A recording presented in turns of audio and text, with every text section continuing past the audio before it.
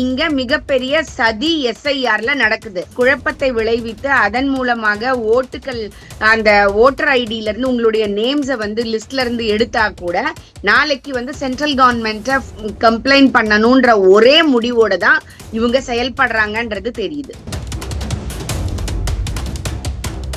பிஎல்ஓக்கள் நேரடியாக வீட்டுக்கு வர்றதில்ல.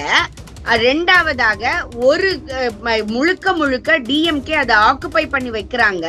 மற்ற கட்சியினரை எதற்கும் அலோ பண்றதும் இல்ல. நீங்க அதாவது விசிட்டுக்கு கூட அலோ பண்றது இல்ல. நான் கேக்குறேன் அவங்க கிட்ட, ஒரு பிஎல்ஓ அம்மா கிட்ட நான் கேக்குறேன், நான் ஃபார்மை தப்பா ஃபில் பண்ணிட்டேங்க, இப்ப நான் வேற ஃபார்முக்கு என்ன பண்றதுன்னு சொல்லுங்க. அப்படி எதுவும் எங்க கிட்ட சொல்லலைங்க, வேற ஃபார்ம் எல்லாம் இல்ல. சரி, அப்ப நான் சொல்றேன், நீங்க தானங்க என் வீட்டுக்கு வந்து பார்த்து அது வந்து எது சரின்றத நீங்க சொல்லி கொடுத்துருக்கணும்ல, அப்பதானே நான் ஃபில் பண்ண முடியும். நீங்க ஏங்க வரல இங்க, நான் இங்க தானே உட்காந்துருக்கேன் அப்படிங்கிறாங்க அவங்க.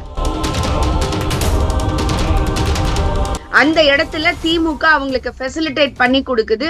அதனால அவர்கள் இருவரும் சேர்ந்து மற்ற எல்லாரையுமே புறந்தள்ளுகிறார்கள். அந்த ஓட்டர் லிஸ்ட்ல இருந்து நேம்ஸ் எடுக்கப்பட்டால் அதற்கு காரணம் இங்க இருக்கக்கூடிய தமிழக அரசை தானே தவிர தேர்தல் கமிஷன் கிடையாது. ஏன்னா நீங்க தான் ஃபார்மை கொண்டு வந்து உங்களுடைய ஊழியர்கள் தான் கொடுக்குறாங்க.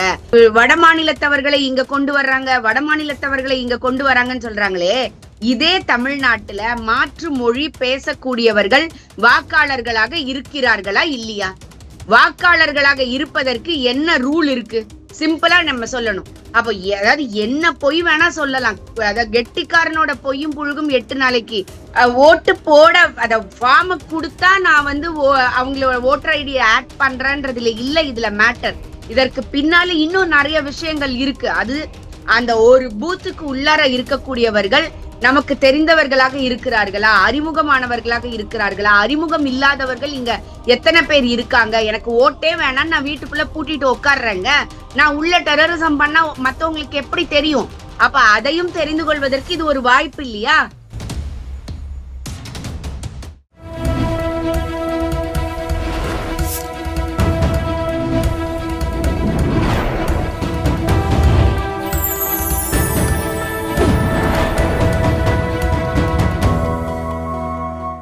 சேனல் 5 தமிழ் நேயர்களுக்கு வணக்கம். இந்த நேர்காணலில் நம்மோடு இணைந்திருப்பவர் பாஜகவின் மாநில பொருளாதார பிரிவின் அமைப்பாளர் டாக்டர் காயத்ரி அவர்கள். வாருங்கள், அவர்கள் பேசுவோம். வணக்கம் மேடம். வணக்கம் மேம். தமிழ்நாட்டுல இந்த ஸ்பெஷல் இன்டென்சிவ் ரிவிஷன் இதை பத்தின பேச்சாதான் எங்க பார்த்தாலும் இருக்கு. குறிப்பாக ஆளும் கட்சியான திமுக இதை எதிர்த்து எங்க பார்த்தாலும் ஆர்ப்பாட்டம், போராட்டம், இது தேவையே இல்லை அப்படின்ற மாதிரி ஒரு நிலைப்பாட்டை எடுத்திருக்காங்க. எதனால அச்சம் எஸ்ஐஆரை கண்டு? சார், நீங்க சொல்றீங்க திமுக எதிர்க்குது அப்படின்னு சொல்லிட்டு, ஆனால் இன்னொரு சைடு நீங்க பாத்தீங்கன்னா தெரியும், உங்க ஏரியால இருந்து என் ஏரியா வரைக்கும் பிஎல்ஓக்களை கூட வந்து அந்த ஃபார்ம்ஸை கொடுக்க விடாம அதை வாங்கிட்டு வர்றது, எல்லாத்தையும் சகட்டு மேனிக்கு ஃபில் பண்ணுன்னு சொல்றதே திமுக காரங்களா தான் இருக்கிறாங்க.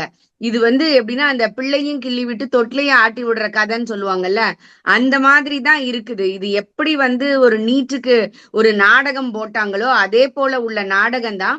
ஆனால் இது வந்து ஒரு ஒரு மிகப்பெரிய தாக்கத்தை உண்டாக்கும். ஏன்னா இந்த நீட்டை பொறுத்த வரைக்கும் பிள்ளைகள் ஃபார்ம் ஃபில்அப் பண்ணி டைரக்டா சென்ட்ரல் கவர்மெண்டோட அப்படிங்கிறதுனால உங்களுக்கு வந்து பாதிப்பு எதுவும் இருக்காது. நீ அரசியலா பண்ணிட்டு போ அப்படின்னு சொல்லி விட்டுறலாம். ஆனால் இங்க வரக்கூடியது, இங்க பண்ணக்கூடியது மிகப்பெரிய அரசியல். இவங்க வந்து பிஎல்ஓக்களாக போட்டிருக்கிறது யாரு அப்படின்னு பாத்தீங்கன்னா உங்களுக்கு தெரியும், இந்த சுகாதார பணியாளர்களா இருக்கிறவங்க, ரேஷன் கடையில வேலை பாக்குறவங்க, இந்த மாதிரி இருக்கிற அங்கன்வாடி மையங்கள்ல இருக்கிறவங்க. முதல்ல அவங்களுக்கே அந்த ஃபார்ம்ஸை வந்து ஃபில்அப் பண்ண தெரியல அப்படிங்கிறது தான் மனப்பூர்வமான உண்மையா எல்லாருக்குமே தெரியும். இதுல முக்கியமாக சென்ட்ரல் கவர்மெண்ட் என்னங்க சொல்லுது, இந்த எஸ்ஐஆர் என்ன சொல்லுது, அந்த பிஎல்ஓக்கள் உங்க வீட்டுக்கு நேர வரணும். வந்து இந்த வீட்டுல 4 ஓட்டு இருக்கு, இந்த 4 ஓட்டு இந்த வீட்டுக்காரங்களோடதா, இந்த 4 பேர் இந்த வீட்டுல இருக்கீங்களா, இருந்தீங்கன்னா அத ஃபார்மை ஃபில்அப் பண்ணி சைன் வாங்கி இதெல்லாம் கரெக்ட்ன்னு சொல்லி நம்ம கிட்ட சைன் வாங்க வேண்டியது அவர்களுடைய இது. ஆனால் ஒரு நபர்களுக்கு அந்த மாதிரி அவங்க செஞ்சதாக நீங்க சொல்லுங்க பாப்போம். எல்லா இடங்கள்லயும் தெருமுனையில உட்கார்றது, இல்லைன்னா வந்து திமுக காரங்க கிட்ட கொடுத்து மொத்தமா அவங்க வந்து யார் யார்கிட்ட போறவங்க வர்றவங்க கிட்ட, இந்த அந்த அக்கா கிட்ட வீட்டுல கொடுத்துருங்க, இந்த அண்ணன் வீட்டுல கொடுத்துருங்க, இந்த சார் வீட்டுல கொடுத்துருங்கன்னு கொடுத்துட்டு போறது. இன்னி வரைக்கும் நமக்கு அந்த ஃபார்மை சரியாக ஃபில்அப் பண்ண தெரியலங்கிறது தான் உண்மை. அப்போ இப்படி வந்துச்சு அப்படின்னா உங்களுக்கு சரியான ஃபில்அப் பண்ணி ஃபார்ம் போகாது. ஃபார்ம் போகல அப்படின்னா your name will be removed. அப்ப ஃபைனலா நீங்க என்ன சொல்வீங்க? சென்ட்ரல் கவர்மெண்ட் வந்து உங்களுடைய நேம் எல்லாம் எடுத்துருச்சு ஓட்டர் லிஸ்ட்ல இருந்து அப்படின்னு. ஆனால் இங்க செயல்படக்கூடியது யாரு? இங்க இருக்கக்கூடிய பிஎல்ஓக்கள். அததான் நாம புரிஞ்சுக்கணும். இங்க மிகப்பெரிய சதி எஸ்ஐஆர்ல நடக்குது. எப்ப பார்த்தாலும் பீகார பாரு அங்க 65 லட்சம் பேர்னு சொல்றாங்கல்ல, அந்த பீகார்ல அவன் தெளிவாக கணக்கு கொடுக்குது. தேர்தல் கமிஷன் நீங்க பார்த்திருக்கணும். 25 லட்சம் பேர் எப்படி அதுல இருந்து விடுபட்டு போறாங்க, 35 லட்சம் பேர் மாறி போயிருக்கிறாங்க, 10 லட்சம் பேர் வந்து அட்ரஸ் மாறி இருக்கு. இந்த மாதிரி ஒவ்வொரு தகவலும் அவங்க கிளியரா கொடுத்துருக்காங்க. 1 லட்சம் பேர் இது வரைக்கும் கிளைம் பண்ணவே இல்லை, அந்த ஃபார்ம் வரலன்னு சொல்றாங்க. இவ்வளவு தெளிவாக சென்ட்ரல் கவர்மெண்ட் வந்து தேர்தல் கமிஷன் வச்சிருக்கும் பொழுது இங்க ஒரு குழப்பத்தை விளைவித்து அதன் மூலமாக ஓட்டுகள் அந்த ஓட்டர் ஐடியில இருந்து உங்களுடைய நேம்ஸை வந்து லிஸ்ட்ல இருந்து எடுத்தா கூட நாளைக்கு வந்து சென்ட்ரல் கவர்மெண்ட்டை கம்ப்ளைண்ட் பண்ணணும்ன்ற ஒரே முடிவோட தான் இவங்க செயல்படுறாங்கன்றது தெரியுது. ஓகே மேம், இதுல நேத்து விஜய் அவர்கள் பேசும்போது ஒட்டுமொத்தமா தவறுன்ற மாதிரி பேசியிருக்காரு. அவருடைய அந்த கருத்துக்கள் எல்லாமே பேசுறது. அதை தாண்டி அவர் சொல்லக்கூடிய கருத்து நீங்க சொன்ன அதேதான்.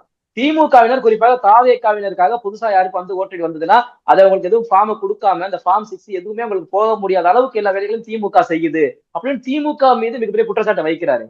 அது வந்து தாவேகா காரங்கன்னு நீங்க தனிமைப்படுத்த வேண்டிய அவசியம் கிடையாது. பொதுவாகவே இறந்தவர்களுக்கு கூட ஃபார்மை ஃபில்அப் பண்ணி கொடு. இந்த இடத்துல இப்ப நீங்க சார், நீங்க ஒரு பிஎல்ஓ, உங்கள்ட்ட ஏன் அந்த பொறுப்பை கொடுக்குறாங்க அப்படின்னா நீங்க இந்த வீட்டுக்கு வந்து பார்க்கணும் எதற்கு பிஎல்ஏக்களை அப்பாயிண்ட் பண்றாங்கன்னு பார்க்கணும். ஏன்னா உங்களுக்கு தெரியும், அவங்களுக்கு ஹெல்ப் பண்றதுக்காக தான் திமுக நபர் கூட வரலாம், ஏடிஎம்கே காரங்க கூட வரலாம், பிஜேபி காரங்க கூட வரலாம். இப்ப நான் இந்த வீட்டுல ஒருவர் இறந்து போய் அவர்களுடைய நேம சொல்லாம இருந்தேன்னா இந்த பகுதியில வசிக்கிறவங்க தானே அவங்க, இந்த பூத்துக்கு அவங்க முகவர் தானே, அவர் சொல்லுவார்ல இந்த வீட்டுல இந்த நபர் இல்ல இந்த வீட்டு நபர் இங்க இருந்து அட்ரஸ் மாதிரி போயிட்டாரு, அவரை ரிமூவ் பண்ணணும், இந்த வீட்டுக்கு புதுசா இவங்க குடி வந்திருக்காங்க, இவங்களை புதுசா இதுல சேருங்க அப்படின்னு சொல்றதுக்காக, நல்ல தெரிந்த நபர்கள் அப்படிங்கிறதுக்காக உதவுவதற்காக தான் அவங்கள போடுறாங்க. ஆனால் அந்த பிஎல்ஓக்கள் நேரடியாக வீட்டுக்கு வர்றதில்ல. ரெண்டாவதாக ஒரு முழுக்க டிஎம்கே அதை ஆக்குபை பண்ணி வைக்கிறாங்க. மற்ற கட்சியினரை எதற்கும் அலோ பண்றதும் இல்லை. நீங்க அதாவது விசிட்டுக்கு கூட அலோ பண்றது இல்ல. இப்போ கேட்டா ஒரு அம்மா வந்து சொல்றாங்க, இது எவ்வளவு வெயிட் இருக்கு தெரியுமா, நீங்க தூக்கிட்டு வருவீங்களா? நான் கேக்குறேன் அவங்க கிட்ட, ஒரு பிஎல்ஓ அம்மா கிட்ட நான் கேக்குறேன், நான் ஃபார்மை தப்பா ஃபில் பண்ணிட்டேங்க, இப்ப நான் வேற ஃபார்முக்கு என்ன பண்றதுன்னு சொல்லுங்க. அப்படி எதுவும் எங்க கிட்ட சொல்லலைங்க, வேற ஃபார்ம் எல்லாம் இல்ல.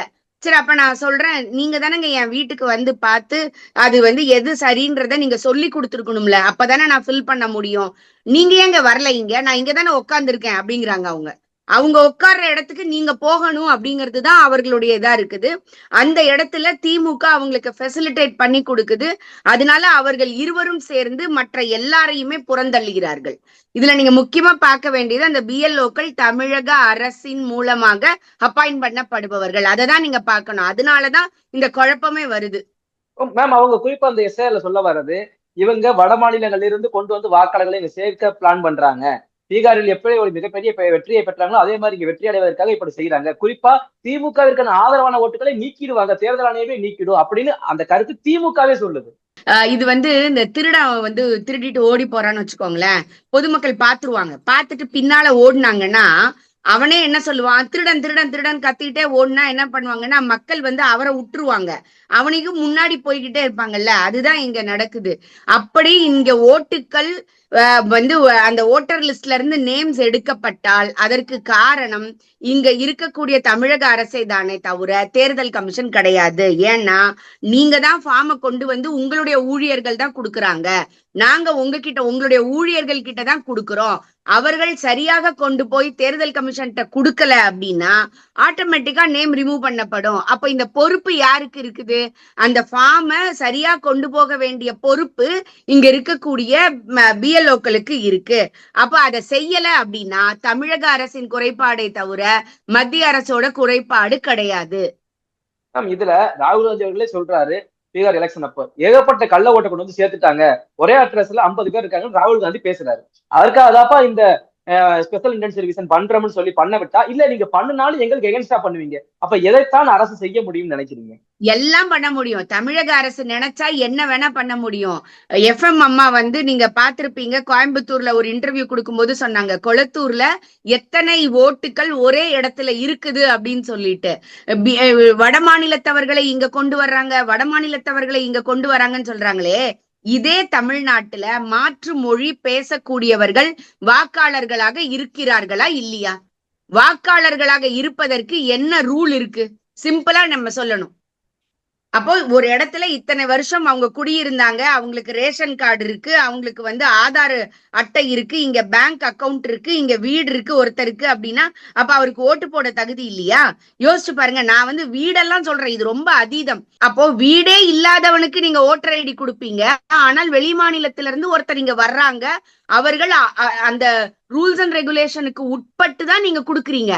அப்படியே உங்களுக்கு அப்ளை பண்ணாலும் அதை சரிபார்த்து எலெக்ஷன் கமிஷன்ல கொண்டு போய் சேர்க்க வேண்டியது யாரு? சேர்க்கிறது யாரு? இங்க இருக்கக்கூடிய தமிழக அரசு தானே. அப்ப யாரு சேர்க்கிறாங்க? தமிழக அரசு சேர்க்குதா இல்ல டெல்லியில இருந்து வந்து உட்கார்ந்து இத சேர்க்கிறாங்களா? அப்ப அதாவது என்ன பொய் வேணா சொல்லலாம். அதாவது கெட்டிக்காரனோட பொய்யும் புழுகும் 8 நாளைக்கு. நம்ம ராகுல் காந்தி மாதிரி சொல்றவங்களோட பொய்யெல்லாம் 8 நிமிஷம் கூட இல்ல. நீங்க அவரு பவர் பாயிண்ட் எல்லாம் போட்டு எக்ஸ்பிளைன் பண்ணாரு, நீங்க பாத்திருப்பீங்க. அதுல யாரெல்லாம் குறை சொன்னாங்களோ அவங்களே சொல்லிட்டாங்க, இதுல என்னோட போட்டோ எல்லாம் இருக்குது, அதுல இருக்கிறது எல்லாமே நாங்க தான், எங்களோட இதெல்லாம் சரியாதான் இருக்குது, எங்களை இப்படி சொன்னாருன்னு தெரியலன்ட்டு. ஒரு அம்மாவை சொன்னாரு 22 இடத்துல ஓட்டு போட்டிருக்காங்க. அந்த அம்மா சொல்லுது, நான் செய்யவே இல்லை, நான் இங்க வந்ததே கிடையாது, அது நானே கிடையாதுன்னு. அப்ப அதாவது ஒரு மார்பிங் பண்ணி ஒரு டீட்டெயில மாத்தி நீங்க பொது வெளியில அப்பட்டமாக செய்ய முடியுது அப்படின்னா இந்த நாட்டுல ஜனநாயகம் எந்த அளவுக்கு பெருத்து போயிருக்குதுன்னு நீங்க பாருங்க.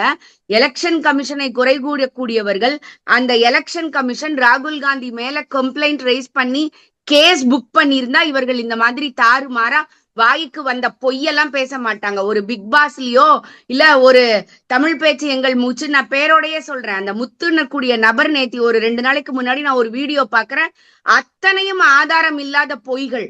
அவர் சொல்றாரு 75 லட்சம் பேரை வந்து பீகார்ல தூக்கி போட்டுட்டாங்க, நீங்கெல்லாம் குடியுரிமையே உங்களுக்கு இங்க இல்லைன்னு சொல்ல போறாங்க, ஓட்டுரிமையே இல்லைன்னு சொல்ல போறாங்க. எப்படிப்பட்ட ஒரு பொய்யான தகவலை! ஏன்னா அவருக்கு வியூவர்ஷிப் நிறைய இருக்கு.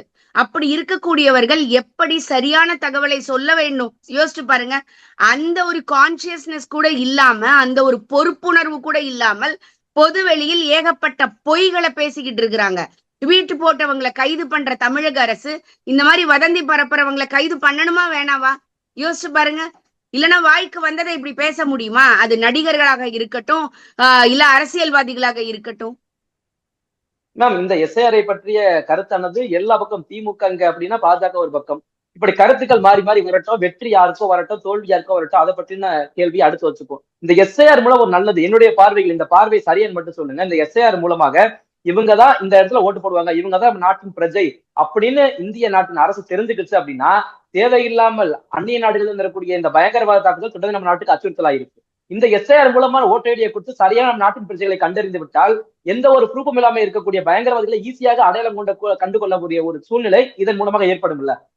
அதுவும் ஒரு வாய்ப்புங்க, அதுவும் ஒரு வாய்ப்பு தான். ஏன்னா நீங்க வந்து எனக்கு ஓட்டே வேணான்னு விட்டுடுறீங்கன்னு வச்சுக்கோங்க, அப்புறம் என்ன பண்ண முடியும்? இப்ப நீங்க ஓட்டு போடுறதுன்னு வந்தாதானங்க நீங்க என்னோட ப்ரூஃப் எல்லாம் தேடுறீங்க, எல்லாம் செய்றீங்க. நான் ஓட்டே போடலங்க, விட்டுடுறேன். அப்போ இந்த தமிழக அரசுடைய ஊழியர்கள் கொடுக்கிறவன்ட்ட மட்டும் வாங்க கூடாது, எதற்காக வீடுகளுக்கு போகணும்னு சென்ட்ரல் கவர்மெண்ட் சொல்லுது. அந்த லோக்கல்ல இருக்கக்கூடிய முகவர்கள், அந்த பிஎல்ஓக்கள் ஒவ்வொரு வீடாக போகும்போது அந்த வீட்டுல எந்த நபர்கள் இருக்காங்க, அவர்கள் இங்க பரிச்சயமானவர்களா, பரிச்சயம் இல்லாதவர்களாக இருக்கிறார்களா அப்படின்னு தெரியறதுக்கும் இது ஒரு வாய்ப்பா இருக்கும்ல. அப்ப நீங்க தெருமுனையில உக்காந்துக்கிறேன், இல்ல கட்சிக்காரன்ட்ட கொடுத்து விடுறேன் அப்படின்னு சொன்னீங்கன்னா எப்படி வெஸ்ட் பெங்கால்ல ஒரு விஷயம் நடக்குதோ அதே மாதிரி தமிழகத்துல நடக்காதுன்றதுக்கு என்ன ஒரு ஆதாரம் இருக்கு? உங்களுக்கு தெரியும் எத்தனை பங்களாதேஷ்ல இருந்து உங்களுக்கு இல்லீகலா வந்தவங்கள திருப்பூர்ல என்ஐஏ புடிச்சதுன்னு நீங்க பாத்துக்கிட்டு தான் இருந்தீங்க. அப்போ இந்த ஓட்டு போட அத ஃபார்ம் கொடுத்தா நான் வந்து அவங்களோட ஓட்டர் ஐடியை ஆட் பண்றேன்றதுல இல்ல இதுல மேட்டர். இதற்கு பின்னால இன்னும் நிறைய விஷயங்கள் இருக்கு. அது நீங்க வீடு வீடா போகும் பொழுது தெரியும். அதற்காக தான் பர்டிகுலரா வீடு வீடா போங்க, ஒரு முறை வீடு மூடி இருந்தா 3 முறை போங்க. இதெல்லாம் எலெக்ஷன் கமிஷன் சொல்றதோட நோக்கம் என்ன? அந்த ஒரு பூத்துக்கு உள்ளார இருக்கக்கூடியவர்கள் நமக்கு தெரிந்தவர்களாக இருக்கிறார்களா, அறிமுகமானவர்களாக இருக்கிறார்களா, அறிமுகம் இல்லாதவர்கள் இங்க எத்தனை பேர் இருக்காங்க, எனக்கு ஓட்டே வேணாம், நான் வீட்டுக்குள்ள பூட்டிட்டு உட்கார்றேங்க, நான் உள்ள டெரரிசம் பண்ணா மத்தவங்களுக்கு எப்படி தெரியும்? அப்ப அதையும் தெரிந்து கொள்வதற்கு இது ஒரு வாய்ப்பு இல்லையா? இத நீங்க ஏனோ தானோன்னு செய்றீங்க, இல்ல அரசியலுக்காக மேம்போக்கா செய்றீங்க, குறைகளுக்காக செய்றீங்கன்னா இது ஒரு பெரிய த்ரெட்டா வராதா?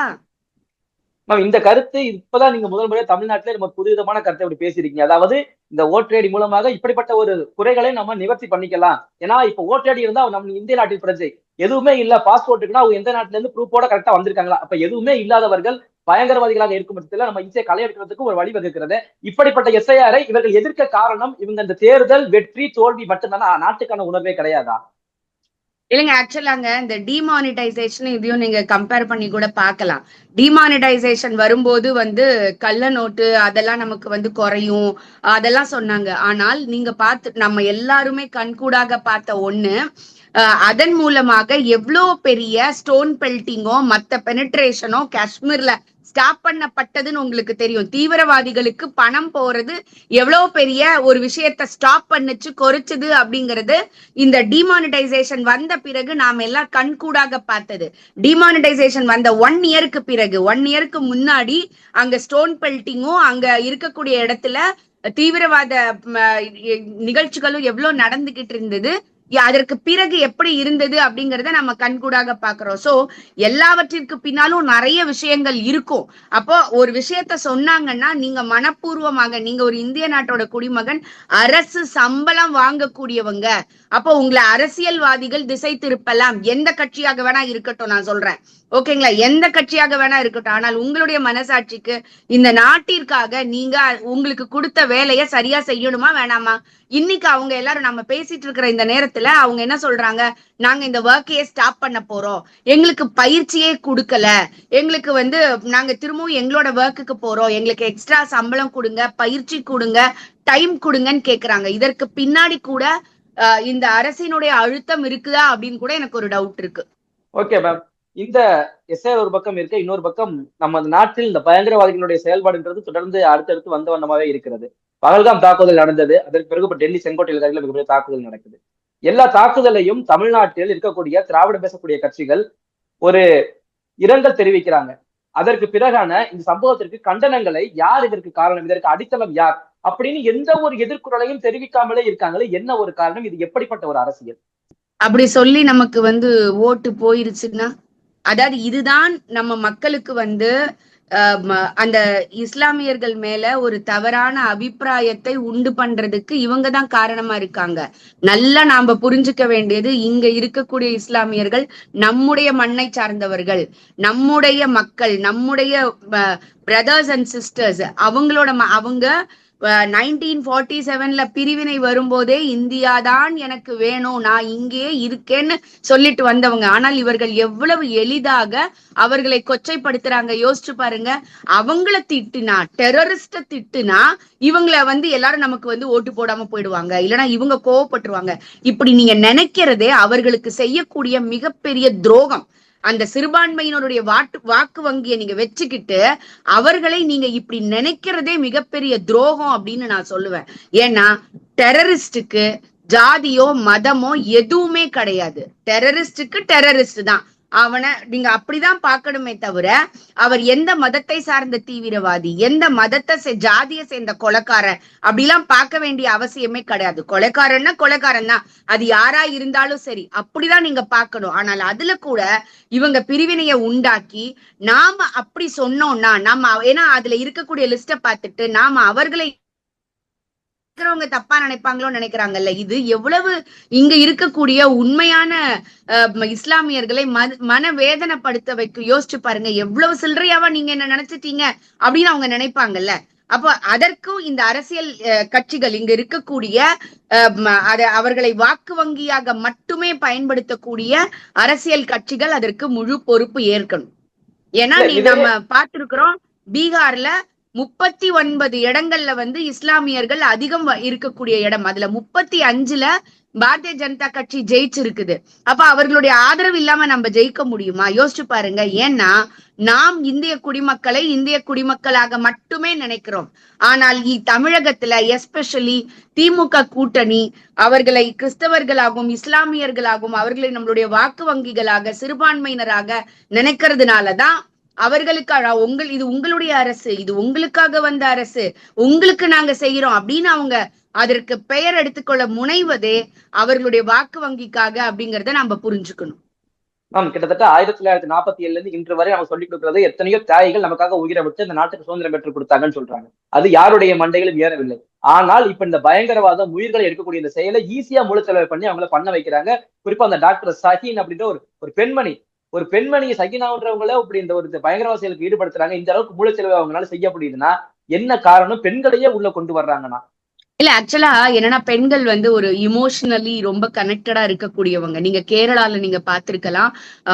பெண்களை வந்து லவ் ஜிஹாதுல சிக்க வச்சு அந்த பெண்களை வெளிநாட்டுக்கு கூட்டிட்டு போய் சமீபத்துல நாங்க இந்தியாவுக்கு திரும்ப வரோம், நாங்க ரொம்ப பாதிக்கப்பட்டிருக்கோம்னு சொன்ன வீடியோக்களும் தகவல்களும் நாம டெய்லி படிக்கதான் செய்யறோம். ஆனால் இன்னைக்கு வந்து முந்தி படிச்சவங்க அவங்களுடைய படிப்புக்கேத்த வேலை கிடைக்கல அப்படின்னா அதுல உள்ள விரக்தியில ஒரு தீவிரவாத குழுக்களோட சேர்ந்து இருக்கிறது அப்படிங்கறத நாம பார்த்திருக்கிறோம்.